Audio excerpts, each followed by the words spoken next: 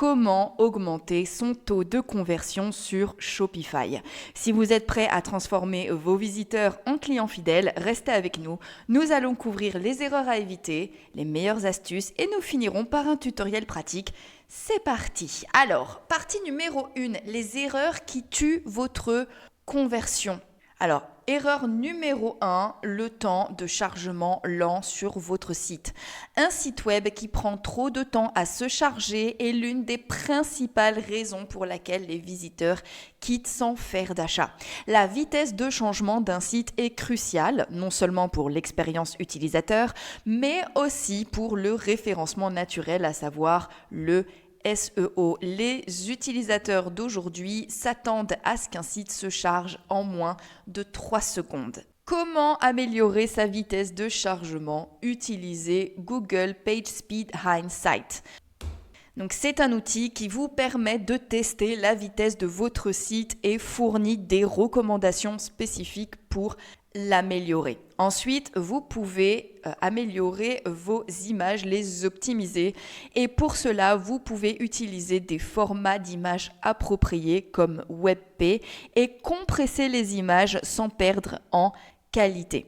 Un autre conseil que je peux vous donner, c'est de minimiser le code. Réduisez la taille des fichiers HTML, CSS et JavaScript en supprimant les espaces blancs, les commentaires et le code non utilisé.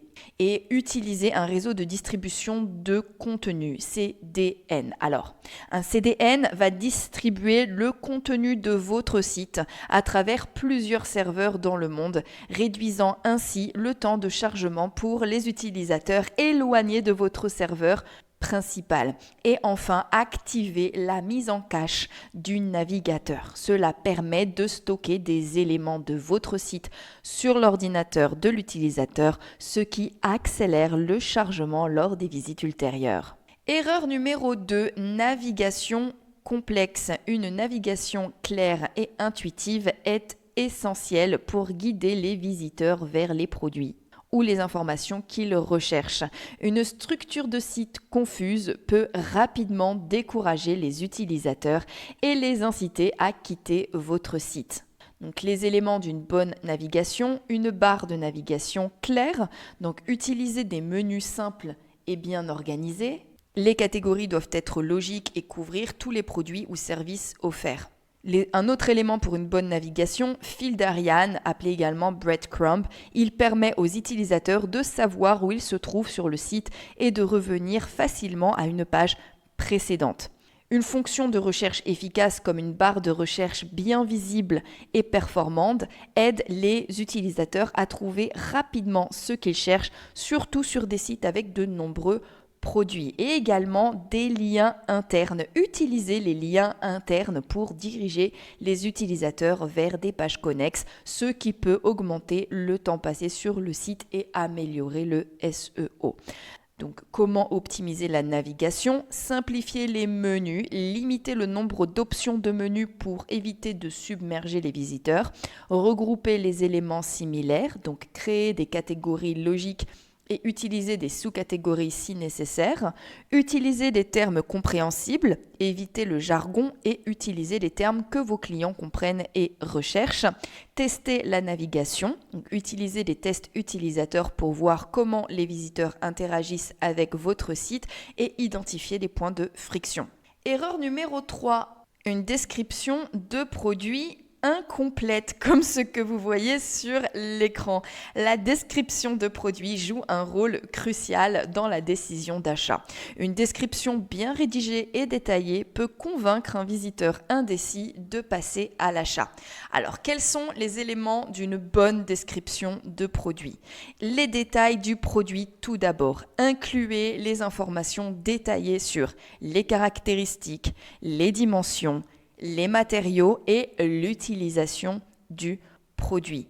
Ensuite, les avantages pour le client. Au-delà des caractéristiques, expliquez comment le produit peut améliorer la vie du client ou répondre à un besoin spécifique. Également, l'utilisation de mots-clés. Intégrer des mots-clés pertinents pour améliorer le référencement de vos produits. Et des avis clients. Afficher des avis et des témoignages pour établir la confiance et fournir une preuve sociale. Alors, comment rédiger une description efficace? Tout d'abord, soyez précis et clair, donc utilisez des phrases courtes et évitez les descriptions vagues. Utilisez des puces, donc les listes à puces rendent les informations plus faciles à lire et à digérer.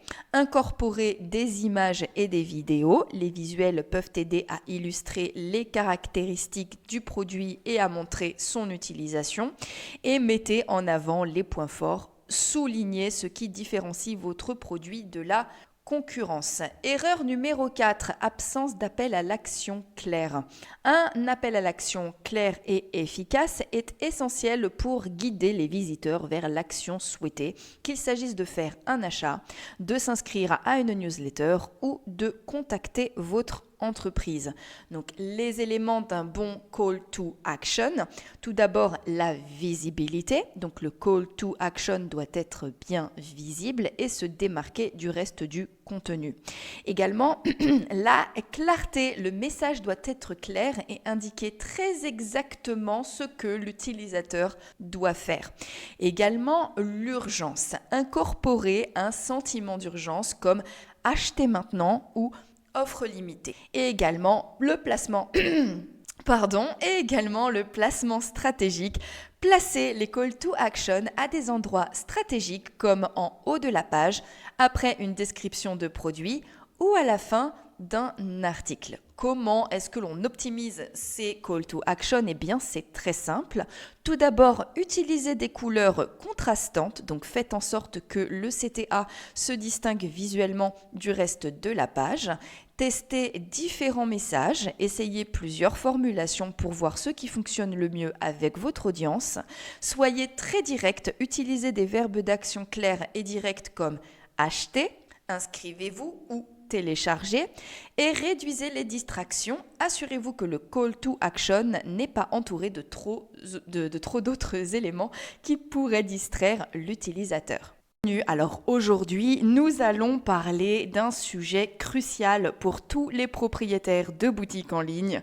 Comment augmenter son taux de conversion sur Shopify? Si vous êtes prêt à transformer vos visiteurs en clients fidèles, restez avec nous. Nous allons couvrir les erreurs à éviter, les meilleures astuces et nous finirons par un tutoriel pratique. C'est parti! Alors, partie numéro 1, les erreurs qui tuent votre conversion. Alors, erreur numéro 1, le temps de chargement lent sur votre site. Un site web qui prend trop de temps à se charger est l'une des principales raisons pour laquelle les visiteurs quittent sans faire d'achat. La vitesse de changement d'un site est cruciale, non seulement pour l'expérience utilisateur, mais aussi pour le référencement naturel, à savoir le SEO. Les utilisateurs d'aujourd'hui s'attendent à ce qu'un site se charge en moins de 3 secondes. D'accord? Donc pourquoi est-ce que la vitesse de téléchargement est-elle importante? Eh bien tout d'abord pour l'expérience utilisateur. Un site lent entraîne une mauvaise expérience utilisateur, ce qui peut conduire à une augmentation du taux de rebond et à une diminution des conversions. Également, pour le référencement, Google, je viens de l'apprendre, prend en compte la vitesse de chargement des pages dans son algorithme de classement. Je ne le savais pas et c'est une information très précieuse. Un site rapide peut donc améliorer votre positionnement dans les résultats de recherche. Et enfin, la fidélisation des clients. Les utilisateurs sont moins susceptibles de revenir sur un site qui les a frustrés à cause de sa lenteur. Comment améliorer sa vitesse de chargement? Utilisez Google PageSpeed Insight. Donc c'est un outil qui vous permet de tester la vitesse de votre site et fournit des recommandations spécifiques pour l'améliorer. Ensuite, vous pouvez améliorer vos images, les optimiser et pour cela, vous pouvez utiliser des formats d'images appropriés comme WebP et compresser les images sans perdre en qualité. Un autre conseil que je peux vous donner, c'est de minimiser le code. Réduisez la taille des fichiers HTML, CSS et JavaScript en supprimant les espaces blancs, les commentaires et le code non utilisé. Et utilisez un réseau de distribution de contenu, CDN. Alors, un CDN va distribuer le contenu de votre site à travers plusieurs serveurs dans le monde, réduisant ainsi le temps de chargement pour les utilisateurs éloignés de votre serveur principal. Et enfin, activez la mise en cache du navigateur. Cela permet de stocker des éléments de votre site sur l'ordinateur de l'utilisateur, ce qui accélère le chargement lors des visites ultérieures. Erreur numéro 2, navigation complexe. Une navigation claire et intuitive est essentielle pour guider les visiteurs vers les produits ou les informations qu'ils recherchent. Une structure de site confuse peut rapidement décourager les utilisateurs et les inciter à quitter votre site. Donc les éléments d'une bonne navigation, une barre de navigation claire, donc utiliser des menus simples et bien organisés. Les catégories doivent être logiques et couvrir tous les produits ou services offerts. Un autre élément pour une bonne navigation, fil d'Ariane, appelé également breadcrumb, il permet aux utilisateurs de savoir où ils se trouvent sur le site et de revenir facilement à une page précédente. Une fonction de recherche efficace comme une barre de recherche bien visible et performante aide les utilisateurs à trouver rapidement ce qu'ils cherchent, surtout sur des sites avec de nombreux produits et également des liens internes. Utilisez les liens internes pour diriger les utilisateurs vers des pages connexes, ce qui peut augmenter le temps passé sur le site et améliorer le SEO. Donc, comment optimiser la navigation? Simplifier les menus, limiter le nombre d'options de menus pour éviter de submerger les visiteurs, regrouper les éléments similaires, donc créer des catégories logiques et utiliser des sous-catégories si nécessaire, utiliser des termes compréhensibles, éviter le jargon et utiliser des termes que vos clients comprennent et recherchent, tester la navigation, donc utiliser des tests utilisateurs pour voir comment les visiteurs interagissent avec votre site et identifier des points de friction. Erreur numéro 3, une description de produits incomplète, comme ce que vous voyez sur l'écran. La description de produit joue un rôle crucial dans la décision d'achat. Une description bien rédigée et détaillée peut convaincre un visiteur indécis de passer à l'achat. Alors, quels sont les éléments d'une bonne description de produit? Les détails du produit tout d'abord. Incluez les informations détaillées sur les caractéristiques, les dimensions, les matériaux et l'utilisation du produit. Ensuite, les avantages pour le client. Au-delà des caractéristiques, expliquez comment le produit peut améliorer la vie du client ou répondre à un besoin spécifique. Également, l'utilisation de mots-clés. Intégrez des mots-clés pertinents pour améliorer le référencement de vos produits.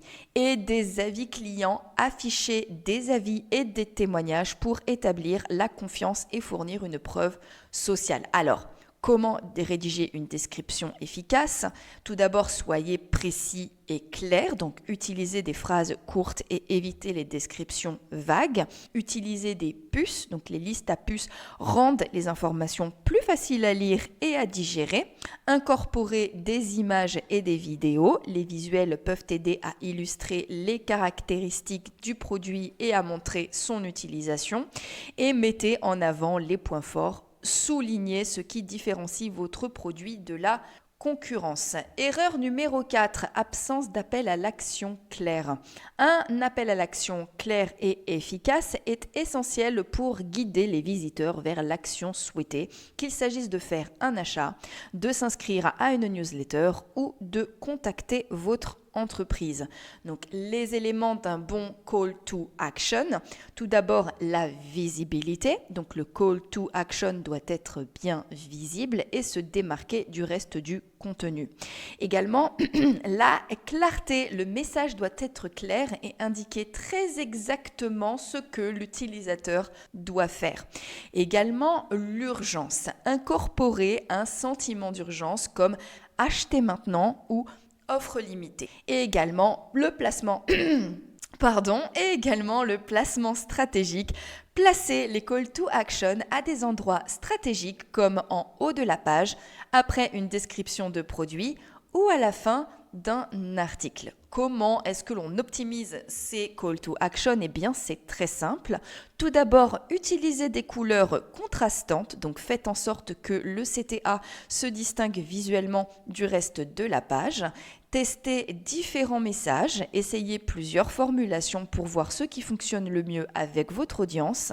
Soyez très direct, utilisez des verbes d'action clairs et directs comme acheter, inscrivez-vous ou télécharger et réduisez les distractions. Assurez-vous que le call to action n'est pas entouré de trop d'autres éléments qui pourraient distraire l'utilisateur.